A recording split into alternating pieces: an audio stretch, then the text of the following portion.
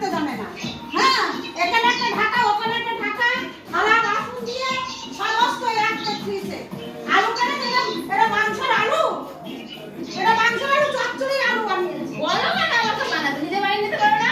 চচ্চড়ির আলু কখন বানাতে বসেছে পেঁয়াজটা মাংস খাবে বলে, ছেলে মানে হচ্ছেই না। করে নাও। ছেলেটা বলেছে মার হাতে খাসি মাংস খাবো, তাতে রাগ হয়ে গেল। এখন তো বউকে কাজে লাগে না। আবার এদিকে পালং শাক খাবে, আবার বিষ কচু খাবে। হ্যাঁ, পালং শাক এনে বড়ি দিয়ে রান্না করলাম, এটা মুখে উঠবে না, মুখে বসবে না, পারো রান্না করতে পারো। মুখে বসবে না। পালং শাক দিয়ে বড়ি দিয়ে রান্না করলাম, মুখে বসেই না। হ্যাঁ, এত সুন্দর করে আমি পারি না, হাই প্রেশার।